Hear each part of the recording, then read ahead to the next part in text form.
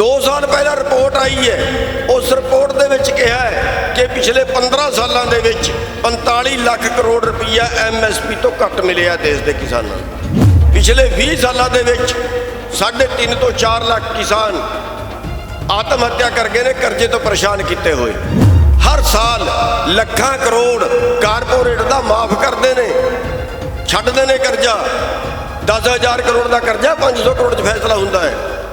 वो GDP down आने का मतलब ये है कि अज 90 करोड़ पर घंटे की आमदन है। अज अंबानी की एक परिवार की 90 करोड़ एक घंटे की, एक दिन की लाइए तो 2160 करोड़ बनते हैं।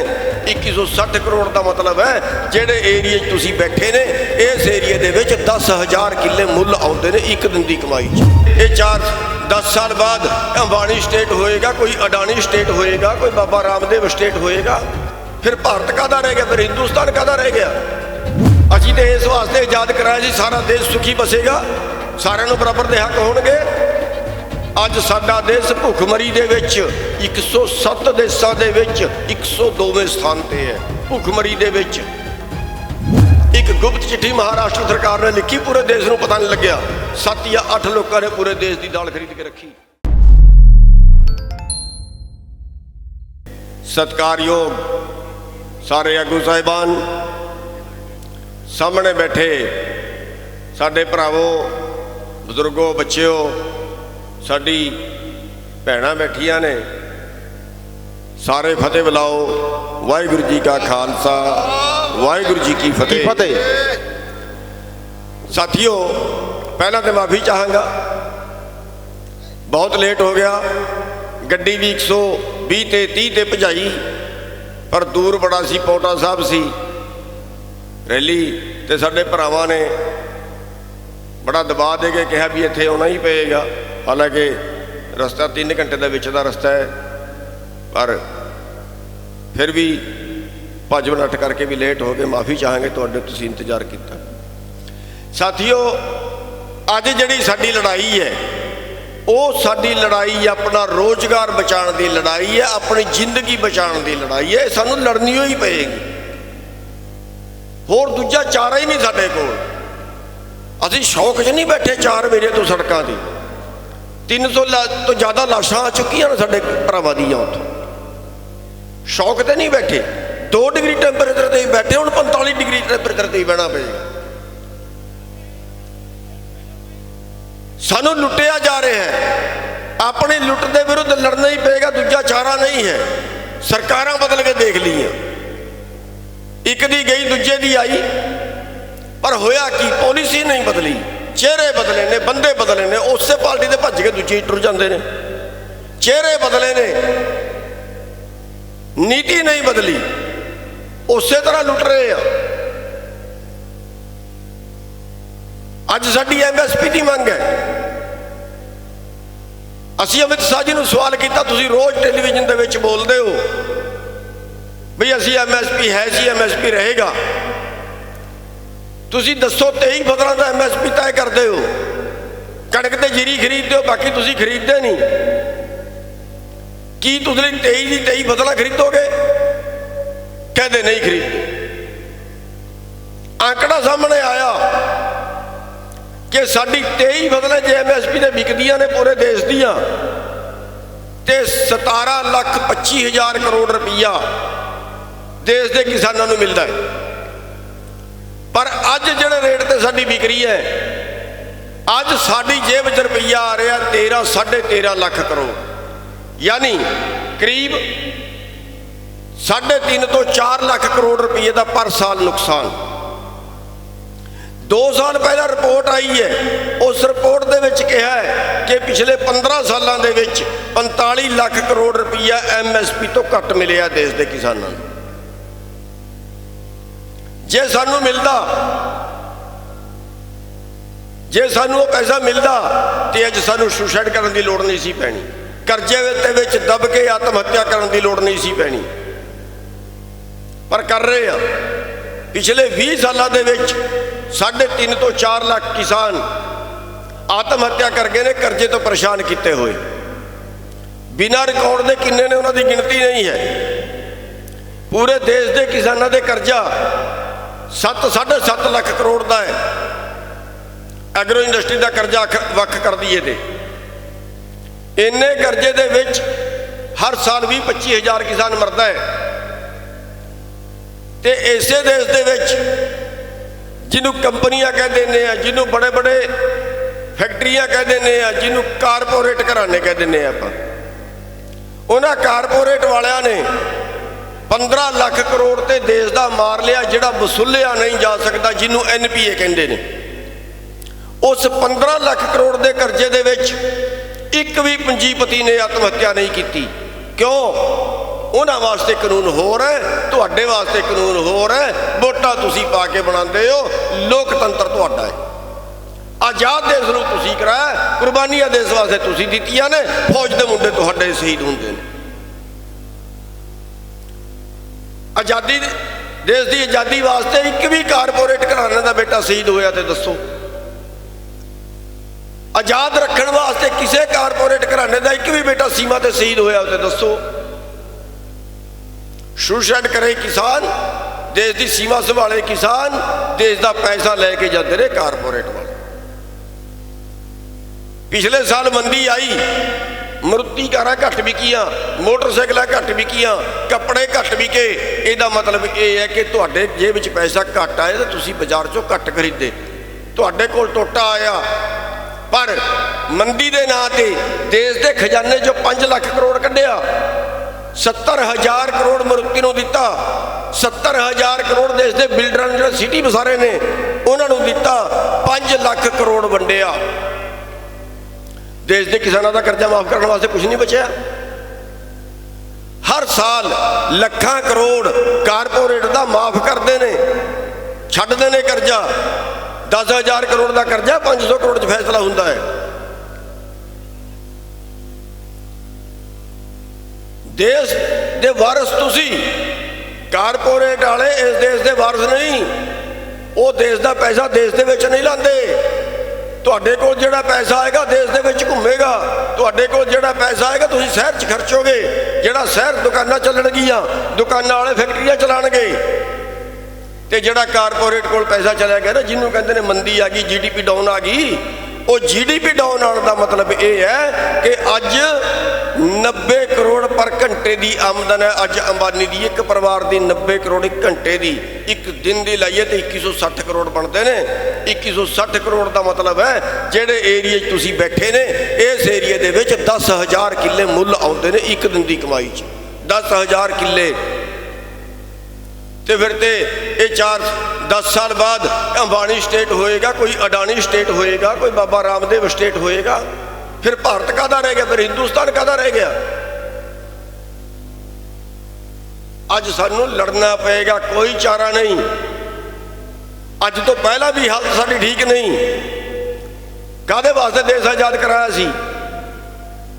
इन्हां लुटेरियां नूं पालण वास्ते। असीं तो इस वास्ते आजाद कराया जी सारा देश सुखी बसेगा, सारिਆਂ ਨੂੰ बराबर ਦੇ हक होणगे। अज साडा देश भुखमरी दे विच 107 देशों के 102वें स्थान पर है। भुखमरी दे विच अज जे किसी को 20 लाख का इलाज कराना पै जे ना, साडी 80% आबादी वो है जिहड़ी इलाज नहीं करा सकती। 80% ये कहते हैं इतने WTO दे विच चले गए, पूरे वर्ल्ड की मार्केट एक होगी। वन नेशन वन मार्केट नहीं है, एक देश एक मार्केट नहीं है, भुल जाओ। वन वर्ल्ड वन मार्केट, पूरे दुनिया दे विच जिहड़ा रेट होएगा तुहानू वो मिलेगा। अज राजस्थान दे विच कणक आ रही है, अज मध्य प्रदेश दे विच कणक आ रही है, मंडियां दे विच पई है। अज रेट मिल रहा 1700 रुपये क्विंटल, पिछले साल मिले सी 1600 रुपये क्विंटल। हुण वर्ल्ड मार्केट ते तुसीं खेती करोगे। हिंदुस्तान दे विच 82% लोग 2.5 एकड़ तो घट दे मालिक ने। वो 2.5 एकड़ वाला किसान अमरीका दे विच एवरेज है 10 किलोमीटर, 10 वर्ग किलोमीटर, उत्थे किले नहीं है। तुहाडे कोल 5 किले, उन्हां कोल 5000 किले है। 5 किले वाले दा 5000 किले वाला मुकाबला करेगा किवें? उन्हां दी 43 लाख रुपये पर किसान सबसिडी है, इत्थे की दे रहे ने? ਉੱਥੇ ਖੇਤੀ ਬਿਜ਼ਨਸ ਹੈ, ਇੱਥੇ ਖੇਤੀ ਸਾਡੀ ਜੀਵਿਕਾ ਹੈ। ਉਹ ਜੀਵਿਕਾ ਸਾਡੇ ਤੋਂ ਖੋ ਰਹੇ ਨੇ। ਅਗਲੀ ਇੱਕ ਪਾਲਿਸੀ ਹੋਰ ਆਉਣ ਵਾਲੀ ਹੈ। ਉਹ ਪਾਲਿਸੀ ਆ ਗਈ ਹੈ ਬਈ ਅੱਗੇ ਜਿਹੜੀ ਖੇਤੀ ਹੋਏਗੀ ਉਹ ਜਿਹੜਾ ਹੈ ਵੱਡੇ ਪਲਾਟਾਂ 'ਚ ਹੋਏਗੀ। ਹਜ਼ਾਰਾਂ ਏਕੜ ਦੇ ਪਲਾਟ ਹੋਣਗੇ, ਉਹਨਾਂ 'ਚ ਖੇਤੀ ਹੋਏਗੀ।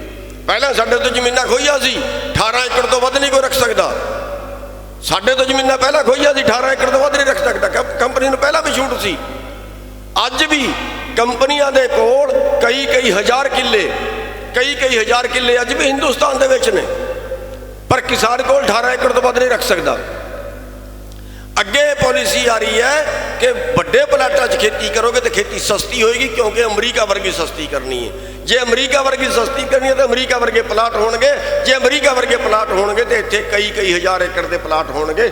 ਅਸਮਾਨ ਤੋਂ ਨਹੀਂ ਟਪਕਣੇ, ਤੁਹਾਡੀਆਂ ਜ਼ਮੀਨਾਂ ਜਾਣੀਆਂ।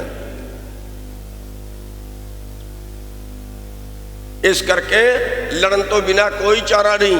ਮਜ਼ਦੂਰਾਂ ਨੂੰ ਵੀ ਨਾਲ ਜੋੜੋ। ਜਿਹੜੇ ਸਾਡੇ ਮਜ਼ਦੂਰ ਨੇ ਨਾ, ਅਸੀਂ ਕਹਿੰਦੇ ਆ ਇਹ ਸਾਨੂੰ ਖਾ ਗਏ, ਉਹ ਕਹਿੰਦੇ ਨੇ ਕਿਸਾਨ ਸਾਨੂੰ ਖਾ ਗਏ।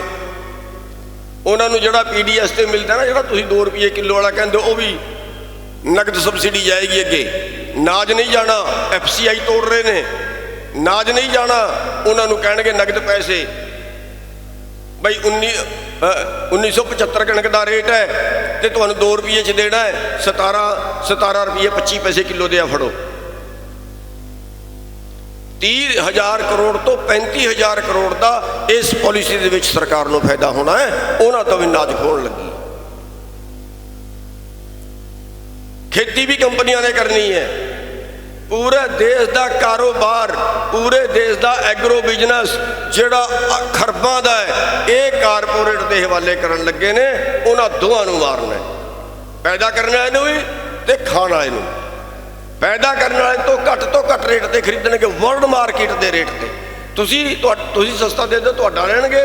ਜੇ ਤੁਸੀਂ ਸਸਤਾ ਨਾ ਦਿਆ, ਅਮਰੀਕਾ ਤੋਂ ਮੰਗਾਣਗੇ, ਆਸਟ੍ਰੇਲੀਆ ਤੋਂ ਮੰਗਾਣਗੇ, ਬ੍ਰਾਜ਼ੀਲ ਤੋਂ ਮੰਗਾਣਗੇ। ਜਿੱਥੋਂ ਸਸਤਾ ਮਿਲੇਗਾ ਪੂਰੀ ਦੁਨੀਆ 'ਚੋਂ ਉੱਥੋਂ ਖਰੀਦਣਗੇ। ਤੇ ਜਿੱਥੇ ਮਹਿੰਗਾ ਵਿਕੇਗਾ, ਜੇ ਤੁਸੀਂ ਮਹਿੰਗਾ ਲੈਣਾ ਤੁਸੀਂ ਲੈ ਲਿਆ ਜੇ ਪਾਕਿਸਤਾਨ ਵਾਲੇ ਲੈਣਗੇ ਉੱਥੇ ਵੇਚਣਗੇ, ਜੇ ਬੰਗਲਾਦੇਸ਼ ਵਾਲੇ ਲੈਣਗੇ ਉੱਥੇ ਵੇਚਣਗੇ। ਅਗਲੀ ਪਾਲਿਸੀ ਇਹ ਆ ਗਈ ਤੇ ਬਲੈਕ ਕਰਨੀ ਹੈ। 4 ਸਾਲ ਪਹਿਲਾਂ ਦਾਲ ਤੇ ਸਟਾਕ ਸੀਮਾ ਹਟਾਈ ਸੀ। ਉਹੀ ਦਾਲ ਸੀ ਜਿਹੜੀ ਪਿਛਲੇ ਸਾਲ 50 ਰੁਪਏ ਸੀ, ਉਸ ਸਾਲ 200 ਰੁਪਏ ਸੀ। ਰਿਕਾਰਡ ਕਢਾ ਕੇ ਵੇਖਿਆ ਤੇ ਦਾਲ ਪਿਛਲੇ ਸਾਲ ਨਾਲੋਂ ਜ਼ਿਆਦਾ ਹੈ। ਇੱਕ ਗੁਪਤ ਚਿੱਠੀ ਮਹਾਰਾਸ਼ਟਰ ਸਰਕਾਰ ਨੇ ਲਿਖੀ, ਪੂਰੇ ਦੇਸ਼ ਨੂੰ ਪਤਾ ਨਹੀਂ ਲੱਗਿਆ। 7 ਜਾਂ 8 ਲੋਕਾਂ ਨੇ ਪੂਰੇ ਦੇਸ਼ ਦੀ ਦਾਲ ਖਰੀਦ ਕੇ ਰੱਖੀ। ਇਹ ਹੋਏਗਾ ਤੁਹਾਡੇ ਨਾਲ। ਪੈਦਾ ਕਰਨ ਵਾਲੇ ਨਹੀਂ, ਕੇਵਲ ਕਿਸਾਨਾਂ ਦਾ ਨਹੀਂ, ਜਿਹੜੇ ਖਾਣ ਵਾਲੇ ਨੇ ਉਹਨਾਂ ਨੂੰ ਵੀ ਨਾਲ ਜੋੜੋ। ਖਾਣ ਵਾਲਿਆਂ ਦਾ ਮੈਟਰ ਹੋਰ ਜ਼ਿਆਦਾ ਹੈ। ਅੱਜ ਸਾਨੂੰ ਪੂਰੇ ਦੇਸ਼ ਨੂੰ ਇਕੱਠੇ ਹੋਣ ਦੀ ਲੋੜ ਹੈ। ਤੁਹਾਡਾ ਕਾਰੋਬਾਰ ਵੱਖਰਾ ਖੋਣਗੇ, ਮਜ਼ਦੂਰਾਂ ਦਾ ਕਾਰੋਬਾਰ ਵੱਖਰਾ ਖੋਣਗੇ। ਅੱਜ ਮਜ਼ਦੂਰਾਂ ਦੇ ਵੀ ਸਾਰੇ ਕਾਨੂੰਨ ਤੋੜ ਕੇ ਪਾਸੇ ਮਾਰੇ। ਪਹਿਲਾਂ 8 ਘੰਟੇ ਕੰਮ ਲੈ ਸਕਦੇ ਸੀ, ਹੁਣ 16 ਘੰਟੇ ਕੰਮ ਲੈ ਸਕਦੇ। ਮਜ਼ਦੂਰਾਂ ਦੇ ਵੀ ਸਾਰੇ ਕਾਨੂੰਨ ਤੋੜਤੇ। ਪਹਿਲਾਂ ਓਵਰ ਟਾਈਮ ਮਿਲਦਾ ਸੀ, ਹੁਣ ਓਵਰ ਟਾਈਮ ਬੰਦ। ਹੁਣ ਜਿੰਨੇ ਘੰਟੇ ਕੰਮ ਕਰੇਗਾ ਉਨੇ ਘੰਟੇ ਦੀ ਪੇਮੈਂਟ। ਮਜ਼ਦੂਰਾਂ ਦੇ ਵੀ ਸਾਰੇ ਕਾਨੂੰਨ ਤੋੜਤੇ। ਤੇ ਜੇ ਸਾਰੇ ਦੇਸ਼ ਦੀ ਰੋਟੀ ਚੰਦ ਲੋਕਾਂ ਦੇ ਗੋਦਾਮਾਂ 'ਚ ਕੈਦ ਹੋ ਗਈ, ਫਿਰ ਉਹ ਭਾਵੇਂ ਤੁਹਾਨੂੰ ਦੇਣ ਤੇ ਭਾਵੇਂ ਨਾ ਦੇਣ। ਜੇ ਦੇਣ ਤੇ ਕਿਸ ਰੇਟ ਤੇ ਦੇਣ, ਇਹ ਉਹਨਾਂ ਦੀ ਮਰਜ਼ੀ ਹੋਏਗੀ। ਸਾਡੇ ਹੱਥ 'ਚ ਕੁਝ ਨਹੀਂ ਹੈ। ਤੇ ਭੋਜਨ ਜਿਹੜਾ ਹੈ, ਰੋਟੀ ਜਿਹੜੀ ਹੈ, ਇਹ ਕਿਸੇ ਦੀ ਜ਼ਗੀਰ ਨਹੀਂ ਹੁੰਦੀ, ਇਹ ਕਿਸੇ ਨੇ ਪੈਦਾ ਨਹੀਂ ਕੀਤੀ ਹੁੰਦੀ। ਇਹ ਪੈਦਾ ਕਰਦਾ ਉੱਪਰ ਵਾਲਾ। ਸੈਲ ਪੱਥਰ ਮੈਂ ਜੰਤ ਉਪਾਏ ਤਾਕਾ ਰਿਜਕ ਆਗੇ ਕਰ ਧਰਿਆ। ਅਸੀਂ ਨਹੀਂ ਪੈਦਾ ਕੀਤਾ, ਉਸ ਮਾਲਕ ਨੇ ਪੈਦਾ ਕੀਤਾ। ਜਿਹੜਾ ਪੱਥਰ ਦੇ ਵਿੱਚ ਕੀੜਾ ਪੈਦਾ ਹੋਇਆ ਨਾ, ਉਹਦੇ ਵਾਸਤੇ ਵੀ ਰਿਜ਼ਕ ਪੈਦਾ ਕੀਤਾ ਹੈ। ਜਿਹੜੇ ਪਸ਼ੂ ਪਕਸ਼ੀ ਪੈਦਾ ਹੋਏ ਨੇ ਉਹਨਾਂ ਵਾਸਤੇ ਵੀ ਰਿਜ਼ਕ ਪੈਦਾ ਕੀਤਾ, ਇਨਸਾਨ ਵਾਸਤੇ ਵੀ ਰਿਜ਼ਕ ਪੈਦਾ ਕੀਤਾ ਹੈ। ਇਹ ਕਿਸੇ ਦੀ ਜ਼ਗੀਰ ਨਹੀਂ ਹੁੰਦੀ। ਜੇ ਉਸ ਭੋਜਨ ਨੂੰ ਕੋਈ ਆਪਣੀ ਤਿਜੋਰੀ ਦੇ ਵਿੱਚ ਆਪਣੇ ਗੋਦਾਮ ਦੇ ਵਿੱਚ ਕੈਦ ਕਰਦਾ ਹੈ, ਉਹਦੇ ਤੇ ਕੋਈ ਕਬਜ਼ਾ ਕਰਦਾ ਹੈ, ਇਹ ਪ੍ਰਕਿਰਤੀ ਦੇ ਵਿਰੁੱਧ ਹੈ, ਉਸ ਮਾਲਕ ਦੇ ਵਿਰੁੱਧ ਹੈ। ਤੇ ਉਹ ਅੱਜ ਹੋ ਰਿਹਾ ਹੈ। ਇਹ ਜਿਹੜਾ ਐਡਾ ਵੱਡਾ ਅੰਦੋਲਨ ਚੱਲ ਰਿਹਾ ਹੈ ਨਾ, ਇਹ ਬੰਦਿਆਂ ਦੀ ਔਕਾਤ ਨਹੀਂ ਚਲਾਉਣ ਦੀ, ਸਾਡੀ ਔਕਾਤ ਨਹੀਂ ਅੰਦੋਲਨ ਚਲਾਉਣ ਦੀ। ਇਹ ਉਹ ਮਾਲਕ ਖੁਦ ਚਲਾ ਰਿਹਾ, ਉਸ ਮਾਲਕ ਦੀ ਕਰੋਪੀ ਹੈ। ਤੇ ਅੱਜ ਜਿਹੜਾ ਮੋਦੀ ਮੰਨਦਾ ਨਹੀਂ ਨਾ, ਮੈਂ ਤਾਂ ਇਹਨਾਂ RSS ਵਾਲਿਆਂ ਨੂੰ ਕਹਿਣਾ ਕਿ ਵੀ ਇਹ ਤੁਹਾਡਾ ਵੀ ਸੱਤਿਆਨਾਸ਼ ਕਰਾ ਕੇ ਜਾਏਗਾ। ਤੁਸੀਂ ਜਿਹੜੇ ਲੜਦੇ ਰਹੇ ਹੋ ਇਹ ਤੁਹਾਡਾ ਵੀ ਸੱਤਿਆਨਾਸ਼ ਕਰਾ ਕੇ ਜਾਏਗਾ। ਆਰਐਸਐਸ ਦਾ ਏਜੰਡਾ ਕਾਰਪੋਰੇਟ ਰਾਜ ਨਹੀਂ ਸੀ, ਕੰਪਨੀਆਂ ਦਾ ਰਾਜ ਨਹੀਂ ਸੀ। ਅੱਜ ਉਹੀ ਪੈਸੇ ਤੋਂ ਸੱਤਾ ਤੇ ਸੱਤਾ ਤੋਂ ਪੈਸਾ। ਅੱਜ ਰਾਜ ਸਭਾ ਦੇ ਅੱਧੇ ਮੈਂਬਰ ਕਾਰਪੋਰੇਟ ਦੇ ਮਾਲਕ ਨੇ। ਜਿਹੜਾ ਕਰਨਾਲ ਦਾ 35,000 ਕਰੋੜ ਮਾਰ ਕੇ ਭੱਜਿਆ ਸੁਭਾਸ਼ ਚੰਦਰਾ ਰਾਜ ਸਭਾ ਦਾ ਮੈਂਬਰ ਹੈ। ਵਿਜੇ ਮਾਲਿਆ ਰਾਜ ਸਭਾ ਦਾ ਮੈਂਬਰ ਹੈ। ਨੀਰਵ ਮੋਦੀ, ਕਿਹਨੂੰ ਕਿਹਨੂੰ ਗਿਣੋਗੇ? ਸਾਰੇ ਦੇਸ਼ ਦੇ ਮਾਲਕ ਜਦੋਂ ਬਾਹਰ ਹੀ ਖੇਤ ਨੂੰ ਖਾਣ ਲੱਗੇ ਦੇਸ਼ ਬਚੇਗਾ ਕਿਵੇਂ? ਇਹ ਤੁਹਾਨੂੰ ਸਾਰਿਆਂ ਨੂੰ, ਸਾਰੇ ਦੇਸ਼ ਵਾਸੀਆਂ ਨੂੰ ਇਕੱਠਾ ਹੋ ਕੇ ਸੋਚਣਾ ਪਏਗਾ। ਸਾਰਿਆਂ ਦਾ ਕਾਰੋਬਾਰ ਇਕੱਲੇ ਦਾ ਖੋ ਕੇ ਖਾਣਗੇ। ਜੇ ਇਕੱਠੇ ਨਾ ਹੋਏ ਤੇ ਆੜਤੀ ਵੀ ਤਬਾਹ, ਮਜ਼ਦੂਰ ਵੀ ਤਬਾਹ, ਕਿਸਾਨ ਵੀ ਤਬਾਹ। ਆ ਜਿਹੜੇ ਸ਼ਹਿਰ ਵਾਲੇ ਦੁਕਾਨਾਂ ਵਾਲੇ ਨੇ ਨਾ, ਇਹਨਾਂ ਦਾ ਕਾਰੋਬਾਰ ਵੀ ਖੋ ਕੇ ਲੈ ਗਏ। ਮੌਲ ਵਾਲੇ ਖੋ ਕੇ ਲੈ ਗਏ। ਜਿਹੜੀ ਬਾਕੀ ਕਸਰ ਹੈ ਉਹ ਕੰਪਨੀਆਂ ਨੇ ਸਿੱਧਾ ਆਨਲਾਈਨ ਡਿਲੀਵਰੀ ਕਰਤੀ। ਸਿੱਧਾ ਤੁਸੀਂ ਘਰ ਬੈਠੇ ਸਮਾਨ ਮੰਗਾਓਗੇ, ਪਹੁੰਚੇਗਾ, ਭਾਵੇਂ ਨਕਲੀ ਪਹੁੰਚੇ ਤੇ ਭਾਵੇਂ ਅਸਲੀ ਪਹੁੰਚੇ। ਦੁਕਾਨ ਵਾਲੇ ਮੱਖੀਆਂ ਮਾਰਨਗੇ, ਉਹਨਾਂ ਦਾ ਕਾਰੋਬਾਰ ਵੀ ਗਿਆ। ਸਾਥੀਓ, ਅੱਜ ਸਾਨੂੰ ਲੋੜ ਹੈ ਸਾਰਿਆਂ ਨੂੰ ਇਕੱਠੇ ਹੋ ਕੇ ਲੜਨ ਦੀ। ਭਾਵੇਂ ਮਜ਼ਦੂਰ ਹੈ, ਭਾਵੇਂ ਕਿਸਾਨ ਹੈ, ਭਾਵੇਂ ਦੁਕਾਨ ਵਾਲੇ ਹੈ, ਭਾਵੇਂ ਵਪਾਰੀ ਹੈ। ਬੜੇ ਵਪਾਰੀ ਛੋਟੇ ਵਪਾਰੀਆਂ ਨੂੰ ਖਾ ਗਏ, ਭਾਵੇਂ ਆੜਤੀ ਹੈ। ਆਪਣੇ ਪਿੰਡਾਂ ਦੇ ਵਿੱਚ ਜਿਹੜੇ ਸਾਡੇ ਬਹੁਜਨ ਸਮਾਜ ਦੇ ਲੋਕ ਨੇ, ਉਹਨਾਂ ਨਾਲ ਵੀ ਸੰਪਰਕ ਕਰੋ, ਉਹਨਾਂ ਭਰਾਵਾਂ ਨੂੰ ਵੀ ਇਕੱਠੇ ਜੋੜੋ। 14 ਤਰੀਕ ਨੂੰ ਜਨਮ ਦਿਨ ਹੈ ਬਾਬਾ ਅੰਬੇਡਕਰ ਸਾਹਿਬ ਦਾ। ਜਿੱਥੇ ਜਿੱਥੇ ਧਰਨੇ ਚੱਲ ਰਹੇ ਨੇ ਸਾਰੀ ਜਗ੍ਹਾ ਮਨਾਉਣਾ ਹੈ। ਉੱਥੇ ਅਗਵਾਨੀ ਉਹਨਾਂ ਦੀ ਹੋਈ ਕਰਵਾਵਾਂਗੇ 14 ਤਰੀਕ ਨੂੰ। 1 ਤਰੀਕ ਨੂੰ ਮਜ਼ਦੂਰ ਦਿਵਸ ਹੈ, ਸਾਰੀ ਜਗ੍ਹਾ ਮਨਾਉਣਾ ਹੈ, ਸਾਰੇ ਧਰਨਿਆਂ ਦੇ ਮਨਾਉਣਾ ਹੈ। ਉਹਨਾਂ ਮਜ਼ਦੂਰਾਂ ਤੋਂ ਹੀ ਅਗਵਾਨੀ ਕਰਵਾਵਾਂਗੇ। ਤੇ ਸਾਥੀਓ, ਇਹ ਅੰਦੋਲਨ ਉਦੋਂ ਤੱਕ ਲੜਨਾ ਪਏਗਾ ਜਦੋਂ ਤੱਕ ਅਸੀਂ ਜਿੱਤ ਨਹੀਂ ਜਾਂਦੇ ਜਾਂ ਸ਼ਹੀਦ ਨਹੀਂ ਹੋ ਜਾਂਦੇ। ਤੇ ਇਹਦਾ ਅਗਲਾ ਪੜਾਅ ਸੰਸਦ ਕੂਚ ਦਾ ਰੱਖਿਆ ਹੈ, ਸੰਸਦ ਘਿਰਾਵ ਦਾ ਰੱਖਿਆ ਹੈ। ਤਰੀਕ ਤੁਹਾਨੂੰ ਛੇਤੀ ਦੱਸ ਦਿਆਂਗੇ। ਮਈ ਦੇ ਅੱਧ ਵਿਚਾਲੇ ਜੇ ਕੋਈ ਤਰੀਕ ਤੈਅ ਕਰਨੀ ਹੈ ਤੇ ਉਹਦੇ 'ਚ ਵੀ ਤੁਹਾਨੂੰ ਸਾਰਿਆਂ ਨੂੰ ਸਹਿਯੋਗ ਦੇਣਾ ਪਏਗਾ। ਤੁਹਾਨੂੰ ਸਾਰਿਆਂ ਨੂੰ ਆਪਣੇ ਕਾਰੋਬਾਰ ਛੱਡ ਕੇ ਇਸ ਅੰਦੋਲਨ ਦੇ ਵਿੱਚ ਲੱਗਣਾ ਪਏਗਾ, ਤਾਂ ਇਹ ਅੰਦੋਲਨ ਜਿੱਤਾਂਗੇ। ਸਾਥੀਓ, ਮੈਂ 2-3 ਗੱਲਾਂ ਕਹਾਂਗਾ।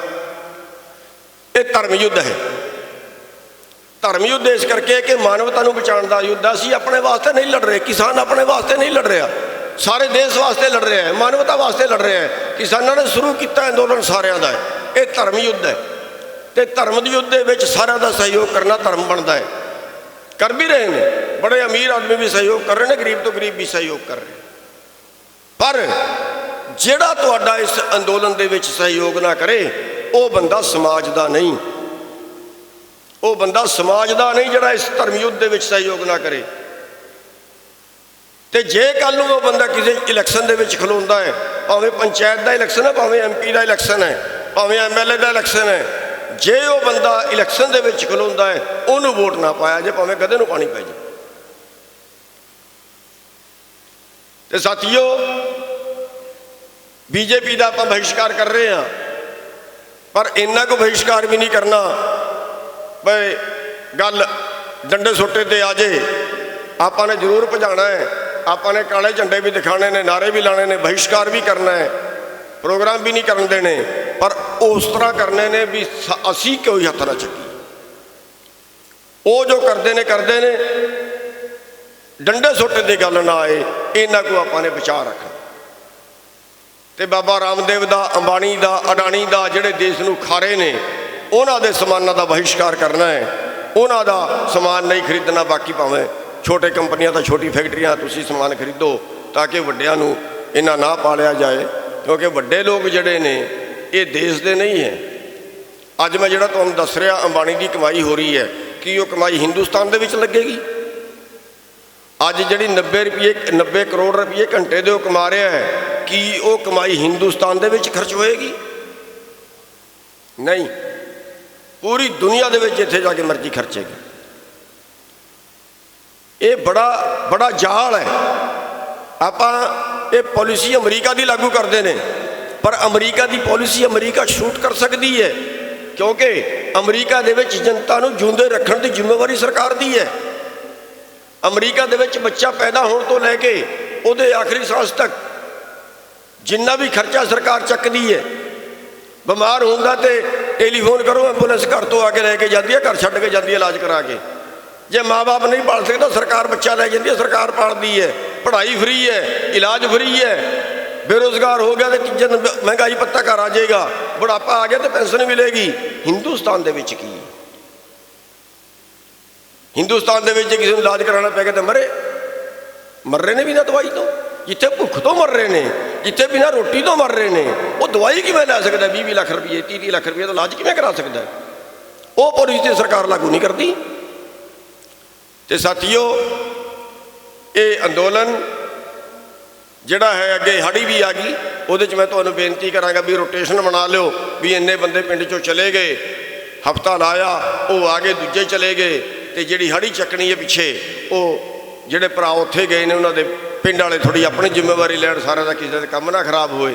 ਇਸ ਤਰ੍ਹਾਂ ਕਰਕੇ ਆਪਾਂ ਨੇ ਅੰਦੋਲਨ ਚਲਾਉਣਾ ਹੈ ਤੇ ਇਹ ਅੰਦੋਲਨ ਲੰਬਾ ਹੋ ਸਕਦਾ ਹੈ, ਪਰ ਉਦੋਂ ਤੱਕ ਚੱਲੇਗਾ ਜਦੋਂ ਤੱਕ ਅਸੀਂ ਜਿੱਤ ਨਹੀਂ ਜਾਂਦੇ। ਨਿਸ਼ਚੈ ਕਰ ਆਪਣੀ ਜੀਤ ਕਰ।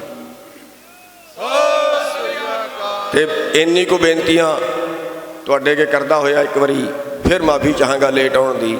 ਤੇ ਵਾਹਿਗੁਰੂ ਜੀ ਕਾ ਖਾਲਸਾ, ਵਾਹਿਗੁਰੂ ਜੀ ਕੀ ਫਤਿਹ। E5 ਚੈਨਲ ਪੰਜਾਬੀ ਹੁਣੇ ਸਬਸਕ੍ਰਾਈਬ ਕਰੋ, ਬੈਲ ਆਈਕਨ ਤੇ ਕਲਿੱਕ ਕਰੋ।